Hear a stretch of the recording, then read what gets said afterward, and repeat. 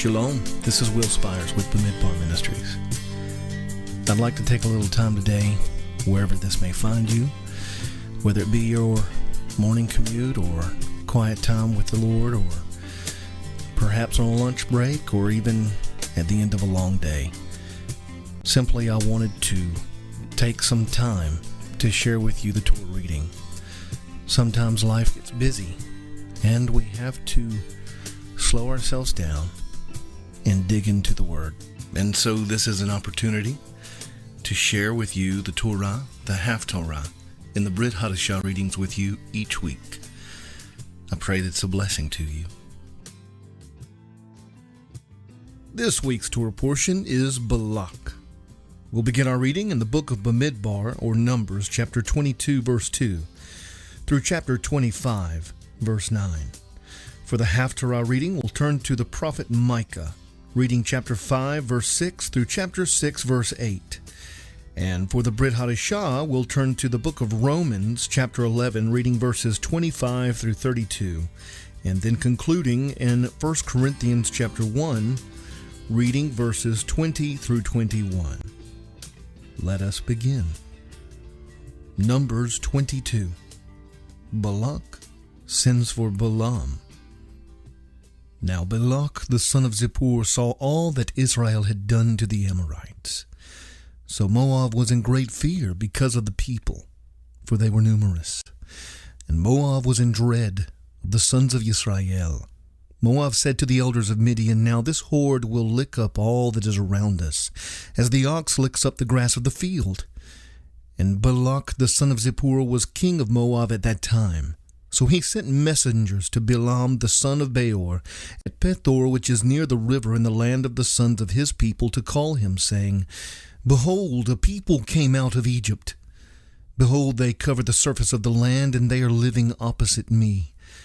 Now therefore please come, curse this people for me, since they are too mighty for me. Perhaps I may be able to defeat them and drive them out of the land. For I know that he whom you bless is blessed, and he whom you curse is cursed. So the elders of Moab and the elders of Midian departed with the fees for divination in their hand. And they came to Balaam and repeated Balak's words to him. He said to them, Spend the night here, and I will bring word back to you as the Lord may speak to me. And the leaders of Moab stayed with Balaam.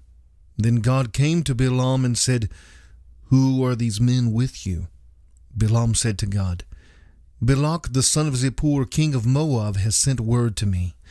Behold, there is a people who came out of Egypt, and they cover the surface of the land. Now come, curse them for me. Perhaps I may be able to fight against them and drive them out. God said to Balaam, Do not go with them. You shall not curse the people, for they are blessed. So Balaam arose in the morning and said to Balak's leaders, Go back to your land, for the Lord has refused to let me go with you. The leaders of Moab arose and went to Balak and said, Balaam refused to come with us. Then Balak again sent leaders more numerous and more distinguished than the former. They came to Balaam and said to him, Thus says Balak the son of Zippor, Let nothing, I beg you, hinder you from coming to me. For I will indeed honor you richly, and I will do whatever you say to me. Please come then, curse this people for me. Balaam replied to the servants of Balak, Though Balak were to give me his house full of silver and gold, I could not do anything either small or great contrary to the command of the Lord my God. Now please you also stay here tonight, and I will find out what else the Lord will speak to me. God came to Balaam at night and said to him, If the men have come to call you, rise up and go with them, but only the word which I speak to you shall you do. So Balaam arose in the morning and saddled his donkey and went with the leaders of Moab. The angel and Balaam. But God was angry because he was going, and the angel of the Lord took his stand in the way as an adversary against him. Now he was riding on his donkey, and his two servants were with him.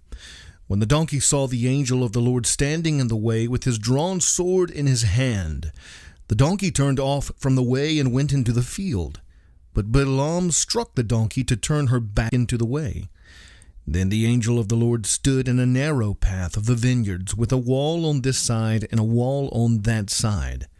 When the donkey saw the angel of the Lord, she pressed herself to the wall and pressed Balaam's foot against the wall, so he struck her again. The angel of the Lord went further and stood in a narrow place, where there was no way to turn to the right hand or the left. When the donkey saw the angel of the Lord, she lay down under Balaam. So Balaam was angry and struck the donkey with his stick. And the Lord opened the mouth of the donkey, and she said to Balaam, "What have I done to you that you have struck me these 3 times?" Then Balaam said to the donkey, "Because you have made a mockery of me. If there had been a sword in my hand, I would have killed you by now." The donkey said to Balaam, "Am I not your donkey on which you have ridden all your life to this day? Have I ever been accustomed to do so to you?" And he said, "No."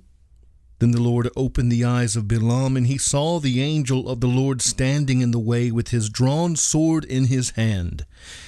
And he bowed all the way to the ground.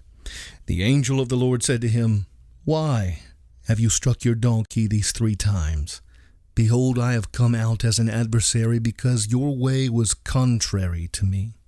But the donkey saw me and turned aside from me these 3 times. If she had not turned aside from me, I would surely have killed you just now and let her live." Balaam said to the angel of the Lord, "I have sinned, for I did not know that you were standing in the way against me. Now then, if it is displeasing to you, I will turn back." But the angel of the Lord said to Balaam, "Go with the men, but you shall speak only the word which I tell you." So Balaam went along with the leaders of Balak. When Balak heard that Balaam was coming, he went out to meet him at the city of Moab, which is on the Arnon border at the extreme end of the border. Then Balak said to Balaam, "Did I not urgently send to you to call you? Why did you not come to me? Am I really unable to honor you?" So Balaam said to Balak, "Behold, I have come now to you. Am I able to speak anything at all? The word that God puts in my mouth, that I shall speak." And Balaam went with Balak, and they came to Kiriath Huzot. Balak sacrificed oxen and sheep and sent some to Balaam and the leaders who were with him. Then it came about in the morning that Balak took Balaam and brought him up to the high places of Baal, and he saw from there a portion of the people. Chapter 23. The prophecies of Balaam. Then Balaam said to Balak, "Build 7 altars for me here, and prepare 7 bulls and 7 rams for me here." Balak did just as Balaam had spoken, and Balak and Balaam offered up a bull and a ram on each altar. Then Balaam said to Balak, "Stand beside your burnt offering, and I will go. Perhaps the Lord will come to meet me, and whatever he shows me I will tell you." So he went to a bare hill. Now God met Balaam, and he said to him, "I have set up the 7 altars, and I have offered up a bull and a ram on each altar." Then the Lord put a word in Balaam's mouth, and said, "Return to Balak, and you shall speak thus." So he returned to him, and behold, he was standing beside his burnt offering, he and all the leaders of Moab. He took up his discourse and said, "From Aram Balak has brought me Moab's king from the mountains of the east. Come curse Yaakov for me, and come denounce Yisrael. How shall I curse whom God has not cursed? And how can I denounce whom the Lord has not denounced? As I see him from the top of the rocks, and I look at him from the hills, behold, a people who dwells apart, and will not be reckoned among the nations. Who can count the dust of Yaakov, or number the 4th part of Israel? Let me die the death of the upright, and let my end be like his." Then Balak said to Balaam, "What have you done to me? I took you to curse my enemies, and behold, you have actually blessed them." He replied, "Must I not be careful to speak what the Lord puts in my mouth?" Then Balak said to him, "Please, come with me to another place from where you may see them, although you will only see the extreme end of them, and will not see all of them, and curse them for me from there. So he took him to the field of Zophim, to the top of Pisgah, and built 7 altars, and offered a bull and a ram on each altar. And he said to Balak, Stand here beside your burnt offering, while I myself meet the Lord over there. Then the Lord met Balaam, and put a word in his mouth, and said, Return to Balak, and thus you shall speak. He came to him, and behold, he was standing beside his burnt offering, and the leaders of Moab with him. And Balak said to him, What has the Lord spoken? Then he took up his discourse and said, Arise, O Balak, and hear, give ear to me, O son of Zippor. God is not a man that he should lie, nor a son of man that he should repent. Has he said, and will he not do it? Or has he spoken, and will he not make it good? Behold, I have received a command to bless. When he has blessed, then I cannot revoke it. He has not observed misfortune in Yaakov, nor has he seen trouble in Israel.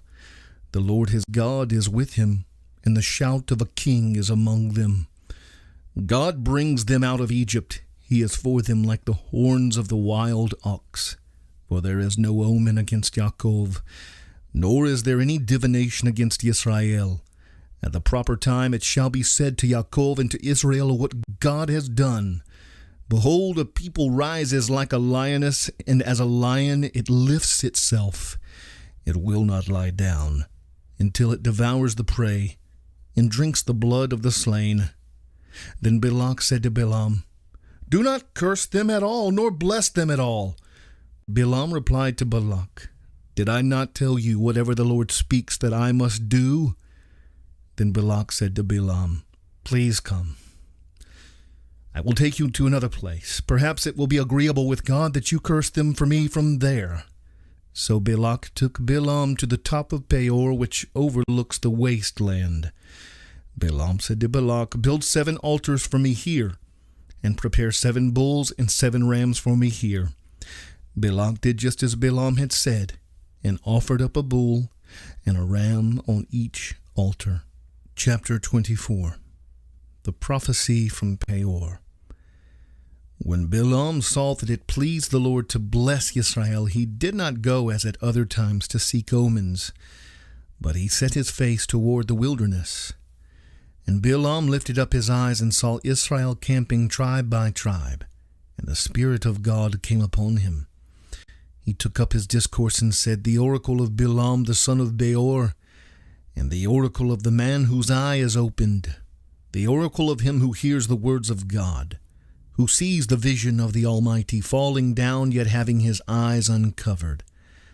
How fair are your tents, O Yaakov, your dwellings, O Yisrael, like valleys that stretch out like gardens beside the river, like aloes planted by the Lord, like cedars beside the waters. Water will flow from his buckets, and his seed will be by many waters, and his king shall be higher than Agag, and his kingdom shall be exalted. God brings him out of Egypt. He is for him like the horns of the wild ox. He will devour the nations who are his adversaries, and will crush their bones in pieces, and shatter them with his arrows. He couches, he lies down as a lion, and as a lion who dares rouse him? Blessed is everyone who blesses you, and cursed is everyone who curses you. Then Balak's anger burned against Balaam, and he struck his hands together, and Balak said to Balaam, I called you to curse my enemies, but behold, you have persisted in blessing them these 3 times. Therefore flee to your place now. I said I would honor you greatly, but behold, the Lord has held you back from honor. Balaam said to Balak, Did I not tell your messengers whom you had sent to me, saying, Though Balak were to give me his house full of silver and gold, I could not do anything contrary to the command of the Lord, either good or bad, of my own accord. What the Lord speaks, that I will speak. And now, behold, I am going to my people. Come, and I will advise you what this people will do to your people in the days to come. He took up his discourse and said, The oracle of Balaam the son of Beor, and the oracle of the man whose eye is opened, the oracle of him who hears the words of God, and knows the knowledge of the Most High, who sees the vision of the Almighty falling down, yet having his eyes uncovered. I see him, but not now. I behold him, but not near. A star shall come forth from Yaakov, a scepter shall rise from Israel, and shall crush through the forehead of Moab, and tear down all the sons of Sheth. Edom shall be a possession. Seir, its enemies, also will be a possession. While Israel performs valiantly, one from Yaakov shall have dominion, and will destroy the remnant from the city. And he looked at Amalek and took up his discourse and said, Amalek was the first of the nations, but his end shall be destruction. And he looked at the Kenite and took up his discourse and said, Your dwelling place is enduring, and your nest is set in the cliff. Nevertheless, Cain will be consumed. How long will Ashur keep you captive? Then he took up his discourse and said, Alas, who can live except God has ordained it? But ships shall come from the coast of Kittim, and they shall afflict Ashur and will afflict Eber. So they also will come to destruction. Then Balaam arose and departed and returned to his place, and Balak also went his way. Chapter 25. The sin of Peor. While Israel remained at Shittim, the people began to play the harlot with the daughters of Moab, for they invited the people to the sacrifices of their gods, and the people ate and bowed down to their gods. So Israel joined themselves to Baal of Peor, and the Lord was angry against Israel. The Lord said to Moshe, Take all the leaders of the people and execute them in broad daylight before the Lord, so that the fierce anger of the Lord may turn away from Israel. So Moshe said to the judges of Israel, Each of you slay his men who have joined themselves to Baal of Peor. Then behold, one of the sons of Israel came and brought to his relatives a Midianite woman in the sight of Moshe and in the sight of all the congregation of the sons of Israel, while they were weeping at the doorway of the tent of meeting. When Phinehas the son of Eleazar, the son of Aaron the priest, saw it, he arose from the midst of the congregation, and took a spear in his hand, and he went after the man of Israel into the tent, and pierced both of them, through the man of Israel and the woman, through the body. So the plague on the sons of Israel was checked. Those who died by the plague were 24,000. Let us now turn to our Haftarah reading to the prophet Micah, where we will pick up in chapter 5, reading verse 6, through chapter 6, verse 8. Chapter 5. Birth of the king in Bethlehem. They will shepherd the land of Assyria with the sword, the land of Nimrod at its entrances, and he will deliver us from the Assyrian when he attacks our land, and when he tramples our territory. Then the remnant of Yaakov will be among many peoples like dew from the Lord, like showers on vegetation, which do not wait for man, or delay for the sons of men. The remnant of Yaakov will be among the nations, among many peoples, like a lion among the beasts of the forest, like a young lion among flocks of sheep, which if he passes through tramples down and tears, and there is none to rescue. Your hand will be lifted up against your adversaries, and all your enemies will be cut off. It will be in that day, declares the Lord, that I will cut off your horses from among you and destroy your chariots. I will also cut off the cities of your land and tear down all your fortifications. I will cut off sorceries from your hand, and you will have fortune tellers no more. I will cut off your carved images and your sacred pillars from among you, so that you will no longer bow down to the work of your hands. I will root out your Asherim from among you, and destroy your cities, and I will execute vengeance in anger and wrath on the nations which have not obeyed. Chapter 6. God's indictment of his people. Hear now what the Lord is saying.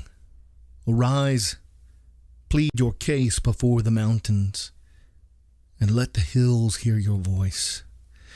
Listen, you mountains, to the indictment of the Lord, and you enduring foundations of the earth, because the Lord has a case against his people. Even with Israel he will dispute. My people, what have I done to you, and how have I wearied you? Answer me.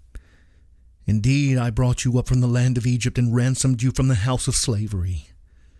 And I sent before you Moshe, Aaron, and Miriam, my people. Remember now what Balak, the king of Moab, counseled, and what Balaam, son of Beor, answered him.